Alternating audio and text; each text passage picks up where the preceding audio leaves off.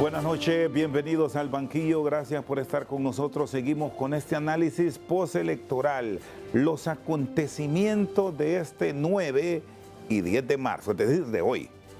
Porque los hondureños en una votación histórica y con un matiz que nos va a registrar la historia política de Honduras como un día de elección atípica per se, hubo hondureños que votaron el 10 de marzo, es decir, hoy en la madrugada, a la 1 de la mañana, habían urnas abiertas en la Kennedy. Todo esto lo analizamos hoy. Presentamos a nuestros invitados aquí en Tegucigalpa, la exrectora universitaria Julieta Castellanos, una analista de la realidad nacional. Bienvenida, buenas noches. Muy buenas noches, un gusto compartir con ustedes este tema de país tan interesante realmente. ¿Le sorprendió esto que hemos vivido ayer y hoy? ¿Estaba dentro de un eventual escenario? No. Ustedes, los sociólogos, siempre revisan todo lo de la sociedad. ¿Imaginó este cuadro? No, el caos no. Uno siempre, las elecciones en Honduras siempre están marcadas por la incertidumbre, pero no era inimaginable y inesperado hasta cierta forma. Creo que el retraso siempre fue de minutos en cuanto había retraso, pero lo vivido ayer fue inédito, inesperado, inexplicable e inaceptable. Todas y. Muy bien, ya vamos a tener espacio para ampliar. Presento al exsecretario de Defensa y expresidente del Tribunal Supremo Electoral, el abogado Arístides Mejía Carranza. Bienvenido. Gran gusto de compartir con Julieta y contigo sobre este tema que es el tema de actualidad, porque nos ha impresionado a todos el giro que tomó y deja muchas interrogantes sobre lo que está pasando en Honduras y lo que pueda pasar en las elecciones de noviembre. ¿Qué pudo pasar, Arístides? Porque aquí hoy hemos escuchado infinidad de cuestionamientos, buscando culpables, preguntando. ¿Fue falta de planificación? ¿Fue imprevistos en logística? ¿Falta de recursos? ¿Qué pudo suceder con un ente, usted lo rectoró, que tiene planificación perfecta? Bueno, la información que tengo hasta ahora, que habría que confirmar por supuesto, pero es lo que yo supe a partir del día de ayer, porque yo llamé a algunos oficiales que estaban en la operación, me dijeron que hubo atraso en la entrega de papeletas electorales por parte de algunas imprentas. Es posible que como el gobierno ha ido aprobando con retraso los presupuestos. Acuérdense todo el problema que hubo de la dilación en la aprobación de los presupuestos y todo lo que ha tenido que ver con el proceso electoral no se ha atendido con diligencia, haya provocado que todos los pasos que hay que dar para que todo esté listo el día de las elecciones hayan sido afectados. Así que todavía hasta las 10 de la mañana no se habían despachado todas las maletas, porque estaban arreglando lo que dicen ellos, lo llaman maquilar, pero en realidad es constituir las maletas con todos sus componentes. Pero a partir de ahí hay otra gran duda, y es que en ese momento son las Fuerzas Armadas las responsables de la distribución del material electoral en todo el país. Y esto se viene haciendo en todos los periodos, o sea que las Fuerzas Armadas tienen una vasta experiencia y nunca han fallado, porque ustedes saben que es una organización que conoce bien el territorio, que es eficiente y que lleva registro de todos los cambios de centros electorales, ajustan los mapas, y ellos, para cumplir con esa misión, disponen de recursos económicos y propios, unos aprobados por presupuesto especial y propios, y primero usan la flota de vehículos que tienen, después contratan camiones y trailers, se utiliza aviones, se utiliza lanchas en algunos lugares, como en la laguna de Bruce Laguna, por ejemplo, incluso hasta animales, hasta bestias. Sí, hemos visto acarreo en mulas. Acarreo en mulas en lugares recónditos. Eso nunca ha fallado. Entonces, ¿cómo es posible que si llega todo ese material a los lugares más recónditos de Honduras. Una maleta que salió del Infop, aquí por la Kennedy, y que iba a la escuela de Nicaragua, donde yo estuve temprano. Ahí votó Jorge Cáliz, iba a votar su mamá. Esto es en la Miraflores. En la Miraflores, que está a 5 minutos del lugar de salida, terminó llegando a las 8 de la noche.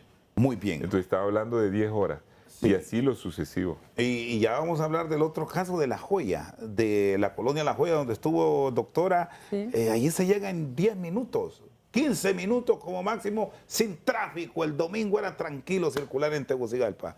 Llegaron a las 9 de la noche a la Kennedy, a 3 kilómetros del Instituto de Formación Profesional. Ahí está el Técnico Honduras, el Villaselva, la Normal Mixta, la López Arellano, Esteban Mendoza, la Roberto Sosa. 6 centros educativos en la Kennedy están a 3 kilómetros. Llegaron a las 9 de la noche.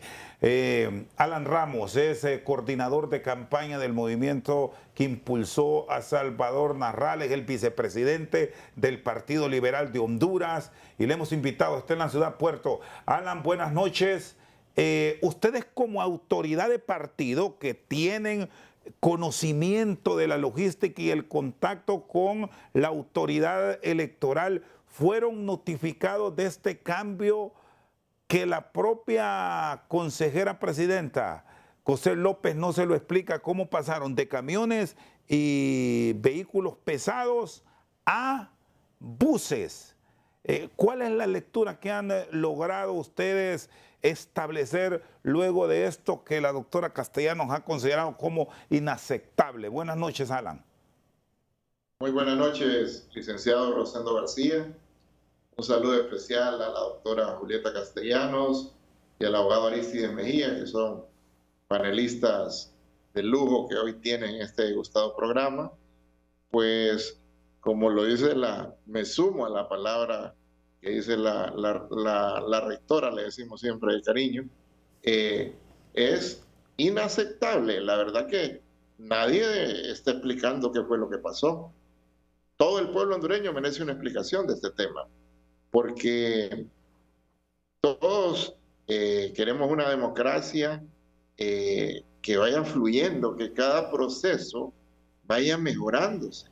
Con los errores anteriores siempre hemos tenido algunos problemas de inicio, de tinta, de custodios, pequeños detalles, pero que siempre 8:30 ya está arrancado el proceso y que se da la orden para que se termine una hora después, así como lo establece la misma ley electoral, pero esta vez fue casi llegando a situaciones que nunca habíamos visto. Lo que toda la opinión pública cree es que hubo un boicot, principalmente al Partido Liberal, porque realmente vamos a dejar de estar engañándonos, o los otros partidos que están engañando al pueblo. El único partido que tenía elecciones internas de verdad era el Partido Liberal. Por eso las urnas liberales estaban llenas, por eso la gente esperó hasta altas horas de la noche en Tegucigalpa, en San Pedro Sula, y en todo el resto del país las urnas liberales eran las que se llenaban. Las urnas de los otros dos partidos no tenían el aforo de ciudadanos queriendo ejercer el sufragio. Así que creemos de que poder decir que salieron maletas electorales de las bodegas del Infop sin custodios, cuando le corresponde a las Fuerzas Armadas garantizar el proceso, y que después andaban las maletas en un bus por diferentes partes de Tegucigalpa, es algo inaudito. Escuchaba también el relato de que ahí cerca, lo más cerca creo que hay de las bodegas es ahí la San Ángel, a la par, y está un centro de votación Marco Antonio Andino, y que las maletas estaban llegando a las 5 o 6 de la tarde, cuando pues, caminando se llegaba en 3 o 4 minutos. Es algo increíble. Yo creo que hemos llegado a un límite. La población se manifestó esperando las maletas en diferentes partes para poder ejercer ese derecho ciudadano y altas horas de la noche. Y sé que usted, amigo Rosendo, también estuvo, lo escuché en un comentario que hizo, que estuvo como a la 1:30 de la mañana, ya de la madrugada, o sea, del día lunes, le tocó ejercer el sufragio y le agradezco también que confió y me dio su voto para presidente del Central Ejecutivo. Muy bien, gracias Alan. Ya vamos a ir con don Alan Ramos nuevamente a Puerto Cortés. ¿Qué lectura deja esto para la sociedad, doctora Castellanos? De tener electores pasadas las 10, 11, 12 de la noche ahí, que volvieron incluso muchos. Unos sí se quedaron, otros tomaron la decisión de estar pendiente de los medios de comunicación, de las redes sociales que han jugado un papel fundamental, informando incluso dónde estaban las urnas, porque eso fue el clamor popular. Y curioso, porque hubo irregularidades, inconsistencias en otros sitios del país, pero sí se marcó notorio esto en Tegucigalpa y San Pedro Sula. Sí. Bueno, yo quiero comenzar planteando que lo viví en primera persona porque era observadora de nacional por la Red de la Equidad Democrática en Honduras. A las 7:28 yo reporté a la red que la escuela José Pineda Gómez, con la mesa 95, 96 a la 98, no había llegado el material electoral. En la colonia La Joya. No sé cuántos kilómetros, debe ser 1,5 kilómetros lo más, entre el Infop y la colonia La Joya, ¿verdad? Démosles el beneficio de la duda porque yo ahí vivo y hay un retorno que lo lleva por Emisoras Unidas, un poco más atrás, son 3 kilómetros. Ok, pero tiene que venir hasta Emisoras Unidas. No necesariamente, no tiene paso es un beneficio de la duda que damos que... A las 8:20 yo reporté de la escuela Ramón Montoya en la colonia Vega del Country que no había llegado el material electoral. A las 8:45 reporté de la escuela Ramón Rosa que no había material electoral por los bomberos, la sanidad. De la escuela del Japón, en Colonia del Hogar, que ahí vimos los buses ya. Ahí fuimos porque ya la gente empezaba a mandar videos con los buses estacionados. Nos llegó un video y yo iba de nuevo a La Joya a ver si habían abierto, iba en camino, cuando nos entra un video, ¿qué está pasando? Que están 8 buses con material electoral en la Colonia del Hogar. Eso lo reporté a las 9:30, no, sí, a las 9:38. Y es más, yo les deporto, esto es en tiempo real, para que no creyeran que estaba reportando con tiempo retrasado. 9:38 en la colonia Escuela República del Japón, Colonia El Hogar. Es donde estaban los buses en las calles. Estaban los buses en las calles, nos habían reportado de 8 buses y que solo habían 3 efectivos militares para los 8 buses. En realidad yo hice un pequeño video y solo miré a un militar que salió de un bus. Uno. O sea, y con esto quiero pasar a la siguiente fase. Una cosa es que las Fuerzas Armadas nos estén diciendo que había un retraso en el embalamiento, digamos, o en ordenar las cajas. En el maquilado. En el maquilado que llaman ellos. Y otra cosa es que las urnas, todo el material que se transportaba en esos buses no iba a custodio de las Fuerzas Armadas. Y el artículo 272 los obliga al traslado y a la custodia del material electoral. Cuando estábamos a las 7:20 en la escuela de la colonia La Joya, ahí preguntamos que qué pasaba, porque era la primera a la que llegábamos. Nos dijo, mire, no sabemos porque en elecciones anteriores nosotros aquí se recibía la noche antes el material electoral. Y los miembros de mesa llegábamos a las 4 de la mañana. Nosotros estábamos aquí desde las 4 de la mañana y no ha venido nadie. Y aquí no había nadie custodiando la escuela. Esa fue otra cosa.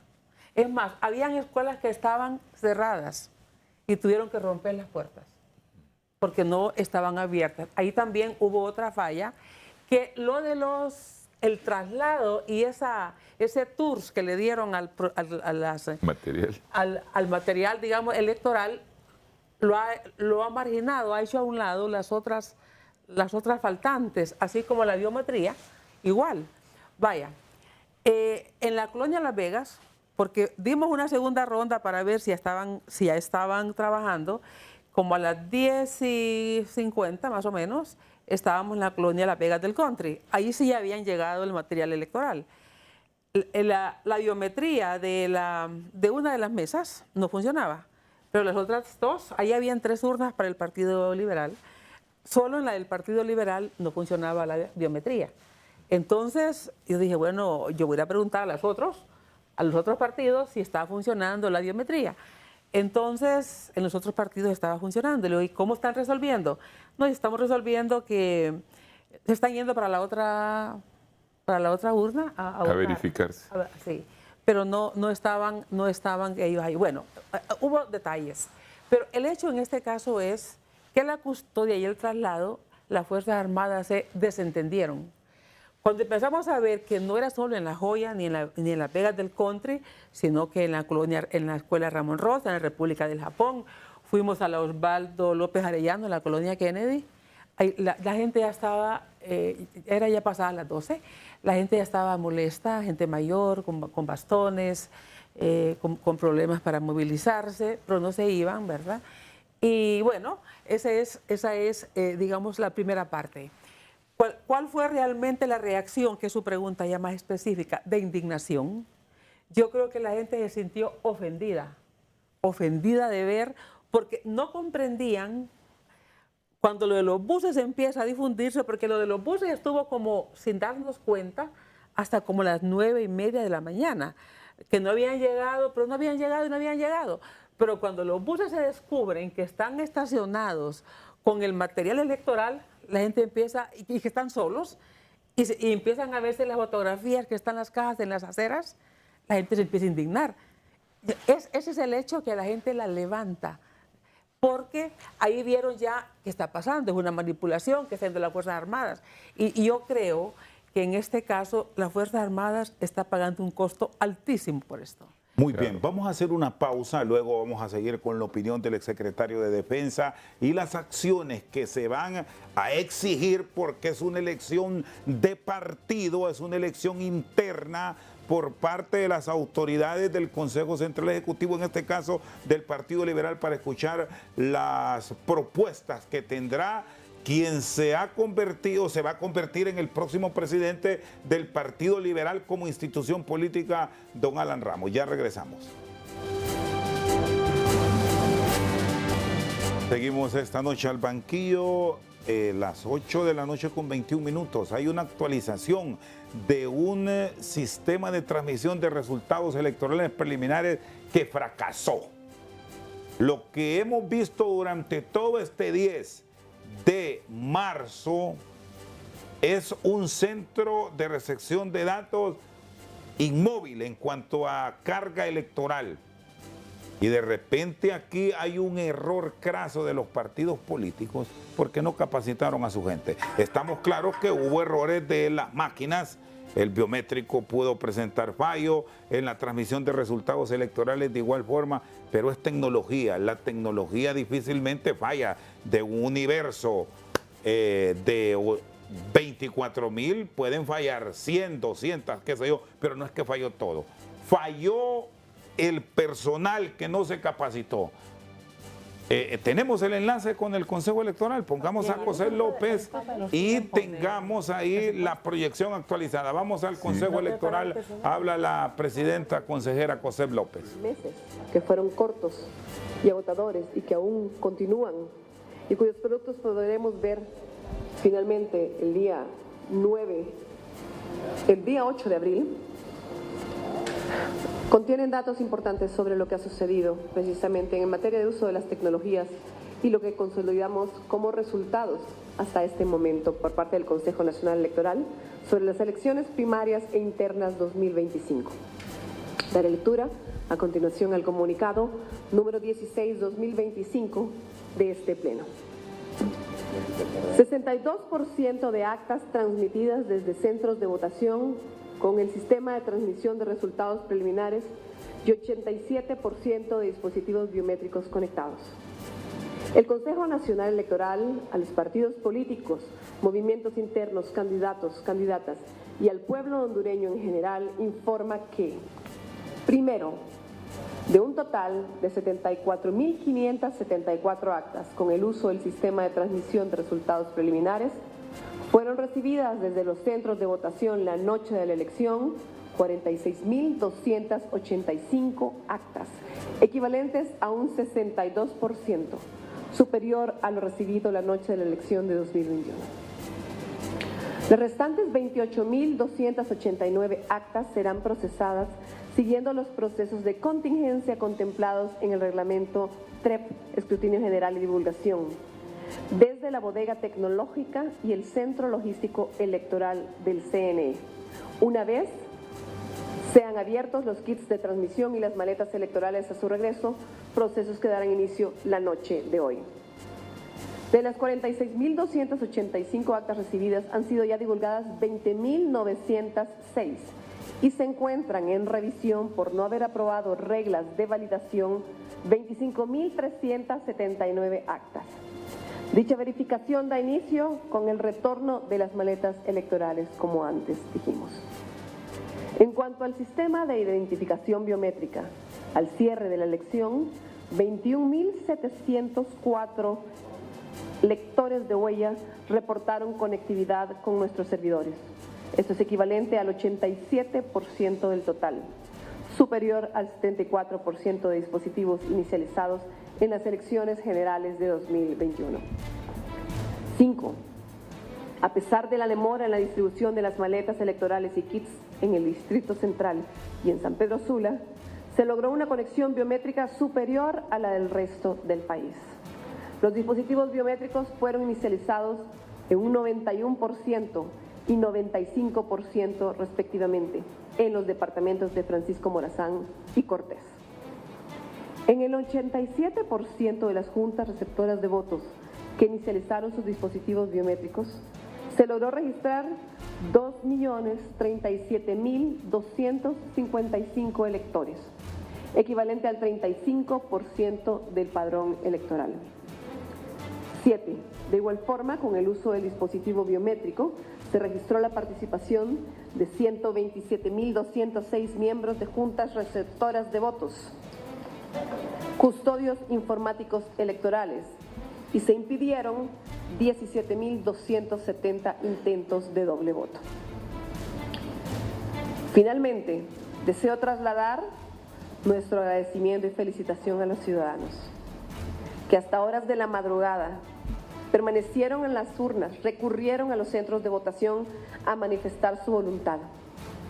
Gracias a los miembros de las juntas receptoras de votos, gracias a nuestros funcionarios del Consejo Nacional Electoral, que nos ayudaron a gestionar, poniendo alma, vida y corazón, esta crisis, y con la ayuda de quienes logramos recoger y volver a distribuir las maletas y los kits en los centros de votación que en Tegucigalpa y Comayagüela estaban llenos de ciudadanos estoicos y valientes que aguardaban para ejercer el sufragio y recibieron de las manos de nuestros funcionarios civiles del CNE las maletas y los kits que despachamos al final de la tarde.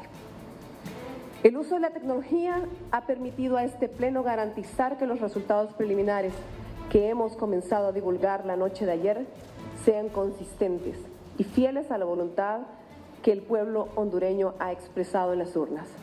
Se continuará con la divulgación permanente de resultados preliminares hasta culminar con su declaratoria definitiva el 8 de abril. Gracias por permanecer atentos. Buenas noches. Gracias, Cecia. Muy bien, la presidenta consejera del órgano electoral del país, Josep López Osorio. La verdad es que viendo esta actualización que hablan, que se ha registrado, de lo que tuvimos todo el día, a esta última actualización, la carga que han reportado es de 2.000 votos. O sea, no sabemos de todos estos números que ella asegura tienen, ¿por qué no los proyectan? Entonces, vamos a hacer la pausa. Están con nosotros de invitados el abogado Aristide Mejía Carranza, que tendrá la palabra, la doctora Julieta Castellanos y el vicepresidente del Partido Liberal, don Alan Ramos. Pausa y ya regresamos con sus puntos de vista. Seguimos esta noche al banquillo. Abogado Aristide Mejía Carranza, con todo este movimiento que tuvo que liderar las Fuerzas Armadas, usted es abogado, y que ellos están con la garantía dentro de la Carta Magna que son los responsables de la custodia, vigilancia, traslado, transporte, o sea, tantos sinónimos que podríamos decir nosotros que no entendemos, no comprendemos cómo es posible que esas urnas hayan salido. ¿Qué responsabilidad se puede tener para que esto no se repita en una elección general donde ya se definen cargos de elección popular directos para el ejercicio de la administración pública?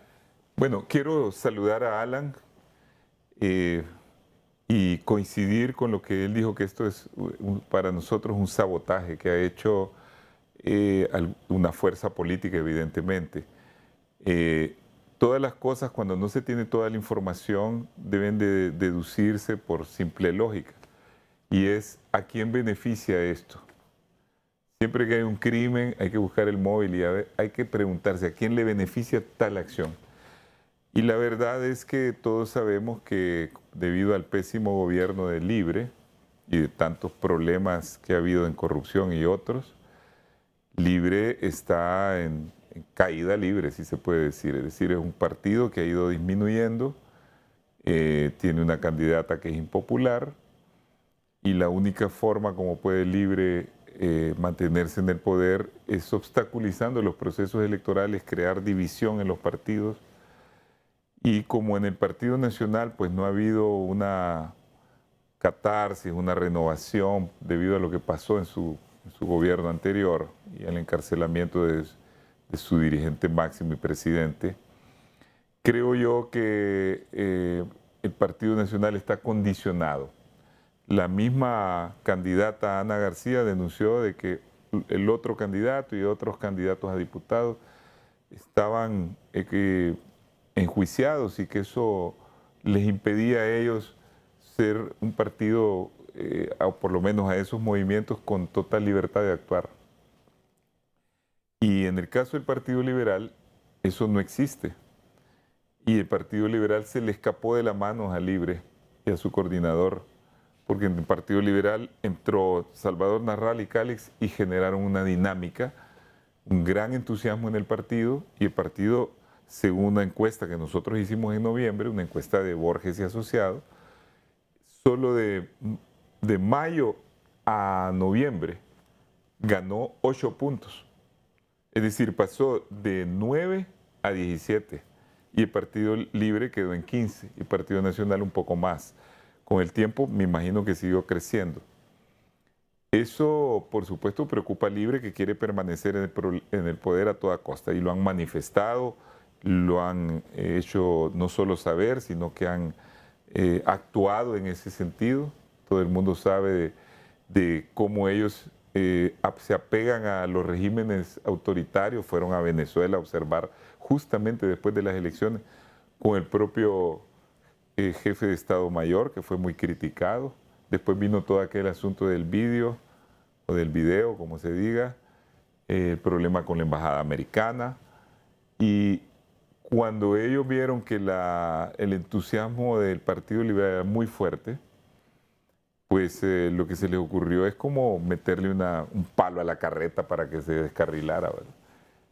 Y para mí hay una conspiración muy fuerte en esto que debe de ser investigada por la Fiscalía. Espero que la Fiscalía lo haga, porque es grave que estén atentando contra el sistema democrático. Y este es el preludio de lo que puede ocurrir en noviembre, y por eso los hondureños estaban indignados ayer. Y salió gente a votar de todos lados. Y termino diciendo una cosa. Nosotros desde el Partido Liberal, y Alan lo sabe, denunciamos de que la ministra no podía, tener conflicto de intereses, ostentar los dos cargos. Ser a la vez ministra y candidata. Yo cuando fui ministro de Defensa, le fui a decir al presidente de que porque mi madre iba en un cargo ahí de elección popular, estaba interponiendo la renuncia, que no era ni mi misma persona. Pero eso da mucho que pensar y debe de ser investigado, porque ahí, como lo ha relatado, creo que extra micrófono, Julieta, se miraba una actitud de desidia de los militares que estaban custodiando esos camiones, esos buses parados, y eso significa que había alguna orden, y eso es lo que hay que investigar.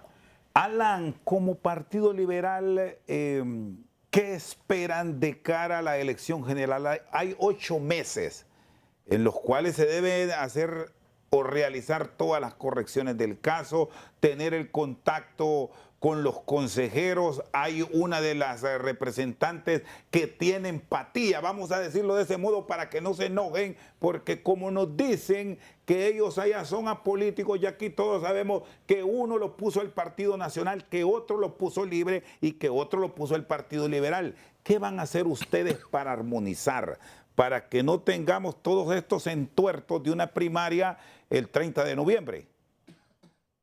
Bueno, el mismo día de ayer, ante todo lo que estaba pasando, como partido hicimos un comunicado, ¿verdad? Una denuncia a la comunidad nacional e internacional, protestando por todo ese atropello a la democracia que estábamos viviendo en ese momento.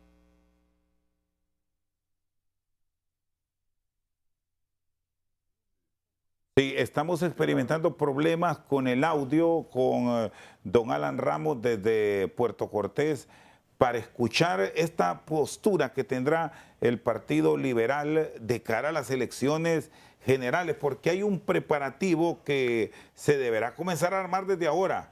Si bien la actividad política nos limita 90 días, son en las generales, ¿va? Entonces estamos hablando que arrancará una campaña política ya por el 30 de agosto.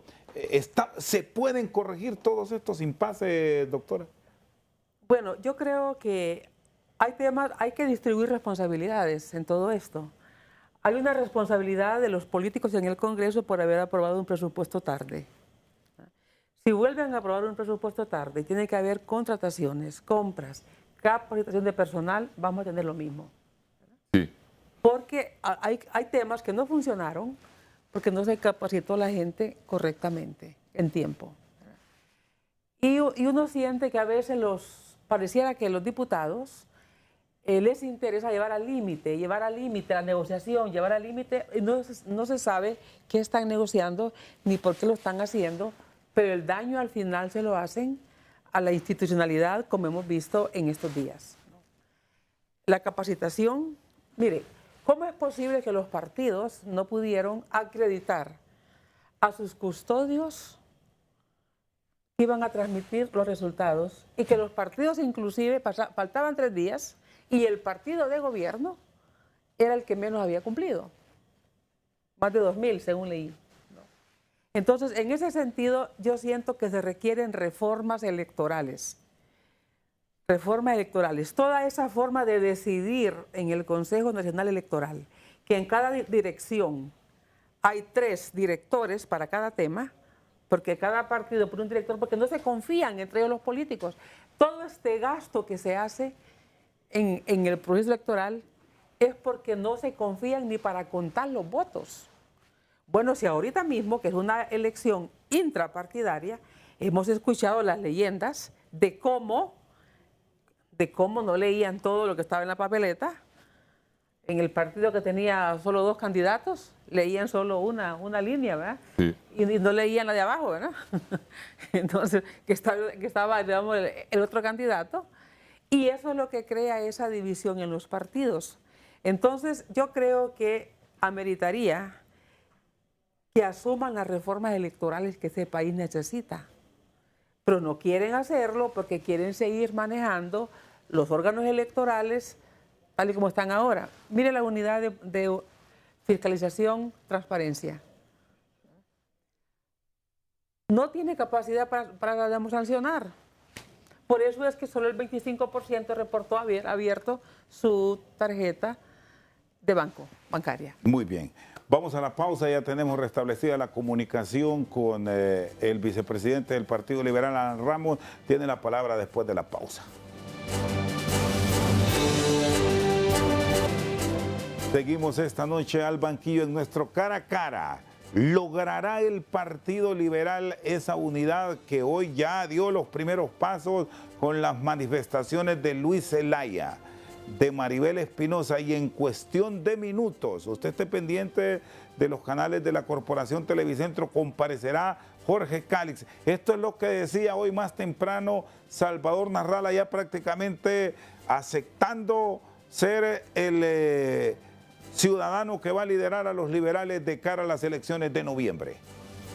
Cara a Cara es presentado por Jet Stereo. Cambia tu forma de trabajar, jugar y crear. Es momento del cambio, junto a los Laptop Master de Jet Stereo. Cuando quieras lo mejor. Muchas gracias nuevamente a todos y a cada uno de los que hicieron posible nuestro triunfo.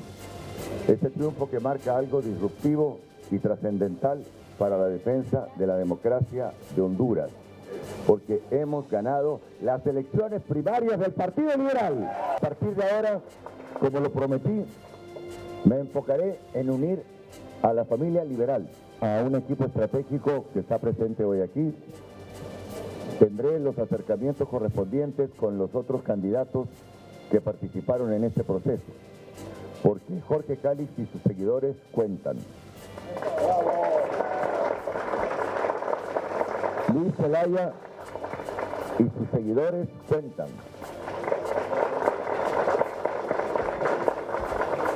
Mi amiga abogada Maribel Espinosa y sus seguidores cuentan.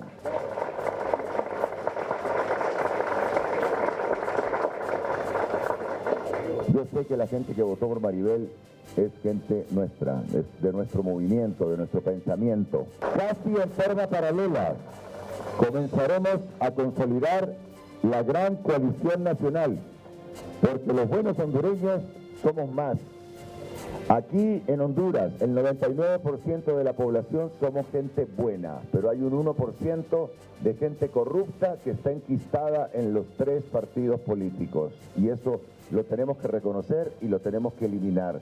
El 99% de la población hondureña tiene que llegar al poder, y lo representaremos nosotros con los que están aquí y con todo el glorioso Partido Liberal. Salvador Narrala Salum. Don Alan Ramos, vamos a adelantar. Jorge Cálix va a pronunciarse en cuestión de minutos. Va a anunciar que reconoce el triunfo de Salvador Narrala y que se suma a su actividad política cuando él decida arrancar la campaña de cara a la elección del 30 de noviembre. Narrala Salum habla de una gran coalición. ¿Cómo van a arrancar desde la Junta Directiva del Partido Liberal este proceso de acercamiento a nivel de las bases del partido para consolidar un instituto político que hace 20 años dejó de ser opción para administrar el país? Doctor Ramos.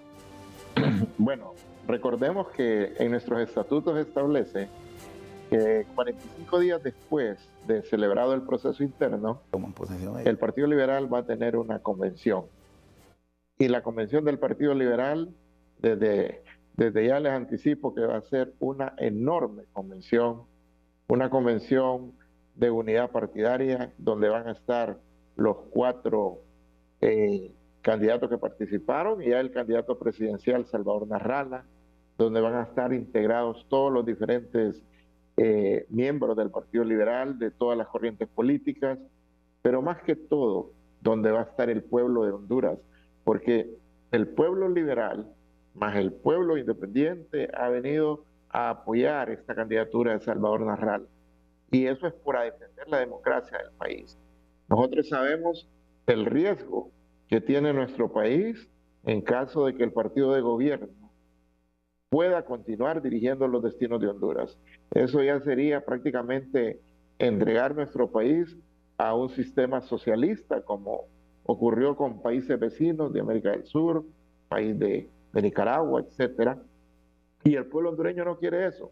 Por eso ayer se manifestaron estando a cualquier hora en las urnas del Partido Liberal. Y esto va a ocurrir durante estos próximos 45 días.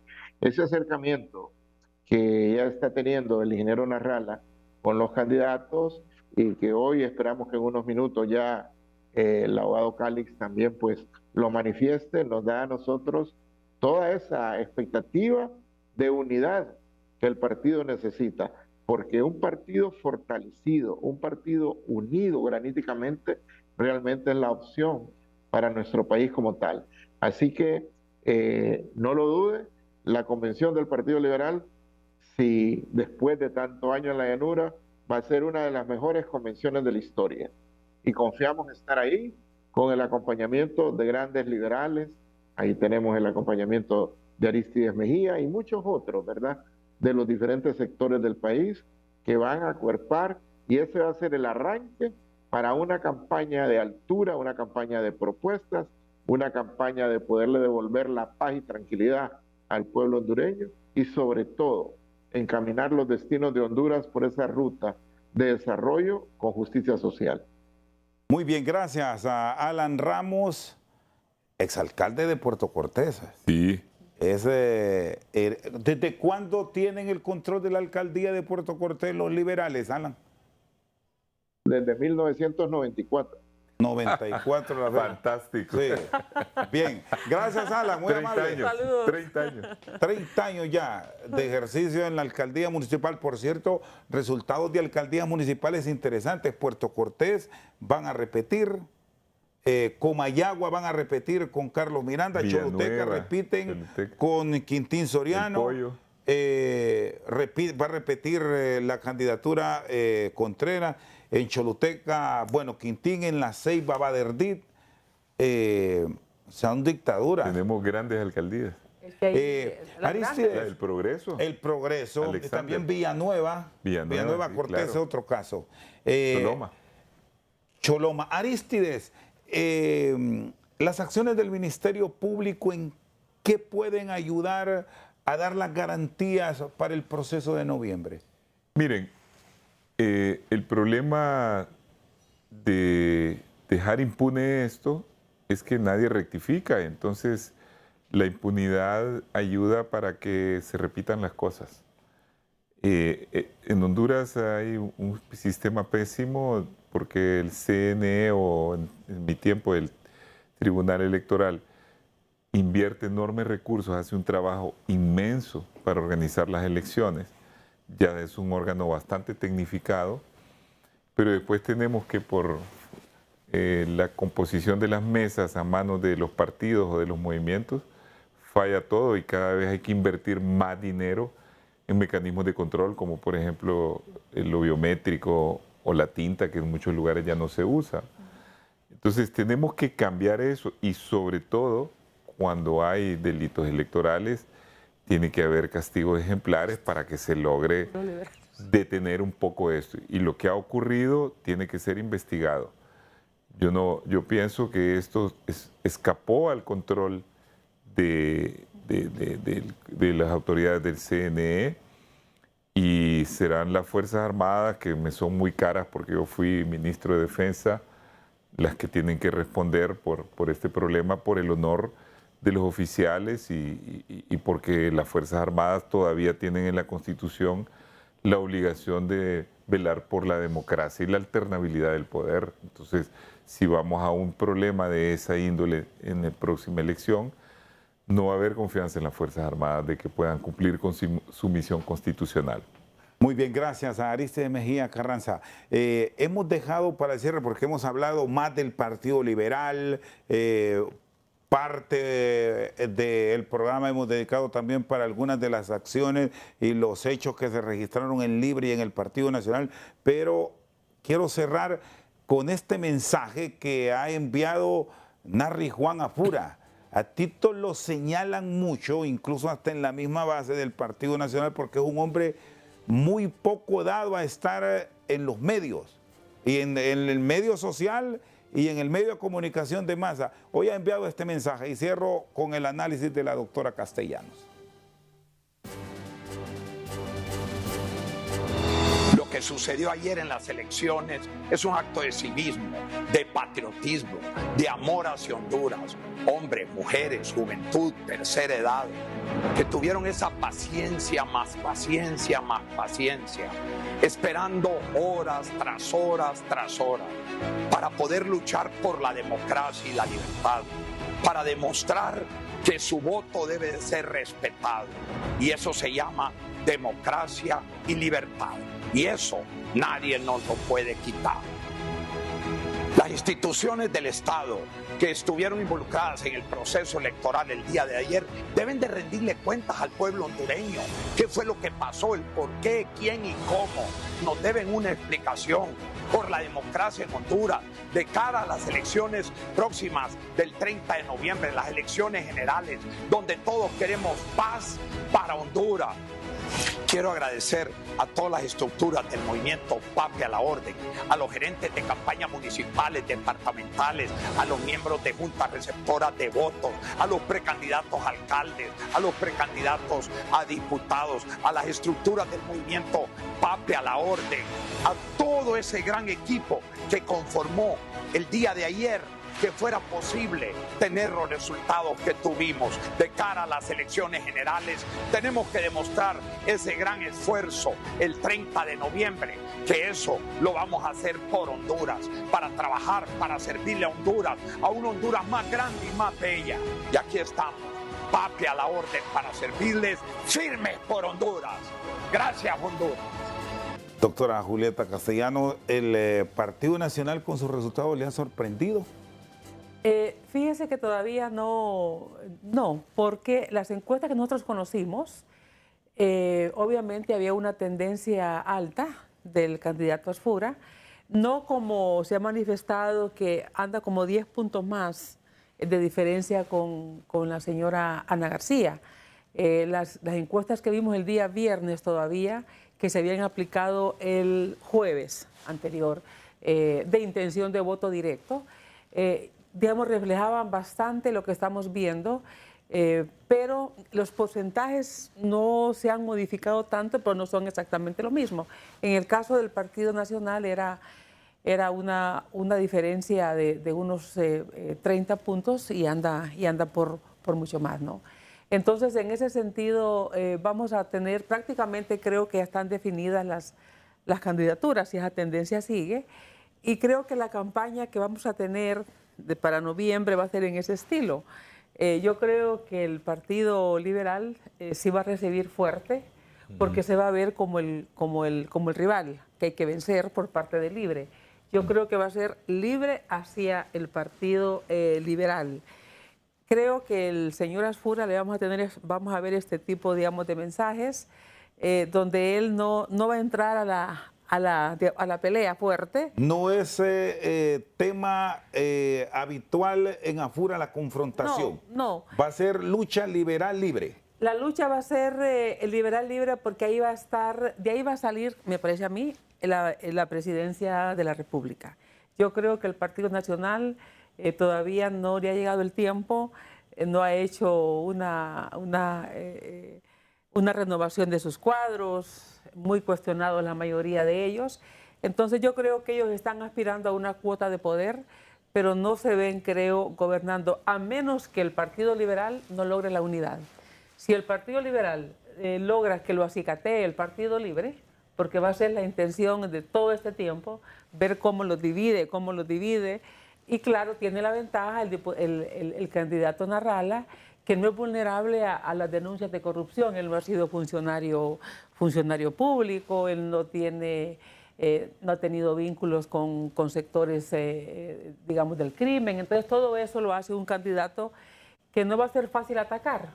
Pueden decirle otras cosas, pero no le van a sacar ese tipo de señalamientos como sí pueden sacárselos al Partido Nacional. Entonces yo creo que vamos a tener una campaña muy fuerte hacia el Partido Liberal de parte de Libre.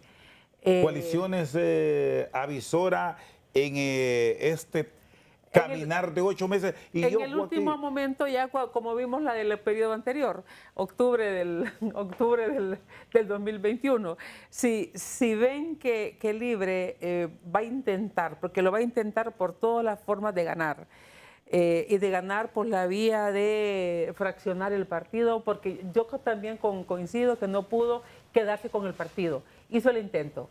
Y tuvo cooptada gente del partido en el gobierno, con buenos cargos, con sus hijos empleados, pero no pudo. Yo pienso que fueron muchos diputados los que lucharon por no caer en esa estrategia de que el expresidente Zelaya se quedara también con el Partido Liberal, porque eso se miraba venir. Así que esa va a ser, creo, la campaña que vamos a estar viendo. Aristy Mejía, la coalición de la cual hablaba Salvador, ¿la ve posible incluso con un partido de tantos años como el Partido Nacional? Enemigos, vamos a usar este término, enemigos políticos hasta hace unos 20 años atrás. Mire, Chendo, lo primero es que Jorge Cálix en reiteradas ocasiones, en varios discursos, aseguró, y creo que eso es lo que va a decir ahorita, que él se iba a sumar porque lo importante era que el partido era primero y el país primero y no los individuos. Entonces, lo que vamos a presenciar ahorita es la unidad del Partido Liberal y eso sí lo va a poner a temblar a Libre. Lo segundo es que el Partido Liberal tiene sí la posibilidad de construir una alianza porque es un partido que prácticamente ha estado fuera 15 años del poder, no tiene los problemas que tiene el Partido Nacional y eso va a hacer un efecto de catalizador para que se unan varias fuerzas, de hecho o de derecho. Alan Ramos, cerramos desde la ciudad de Puerto Cortés. Los resultados en Cortés siempre se hacen mediciones internas, como señalaba la doctora Julieta Castellano, los resultados esos del departamento de Cortés. ¿Así se lo reflejaban en los sondeos de ustedes o les ha sorprendido la forma en que votó el segundo departamento con la mayor carga electoral del país? Bueno, la verdad que en los sondeos o las encuestas realizadas mostraban esa tendencia, que el departamento de Cortés es un departamento que desde que el ingeniero Narrala apareció en el ambiente político lo acompañó desde que él estuvo en el PAC, PCH, en una alianza que hizo. Siempre el departamento de Cortés fue una cuna de Narrala, por decirlo así. Y hoy lo volvió a demostrar. De hecho, pues ahí están los resultados donde se muestran que la tendencia es que los 20 diputados que iban con el movimiento Vamos Honduras van a ser los diputados que van a participar en el proceso de las generales, la mayoría de las alcaldías también. Así que eso es como una consecuencia de todo lo que se ha venido haciendo en este reciente pasado. Es algo importante que tenemos que valorarlo y poder decir que el departamento de Cortés va a recuperar ese liberalismo que siempre ha tenido. Muy bien, gracias Alan.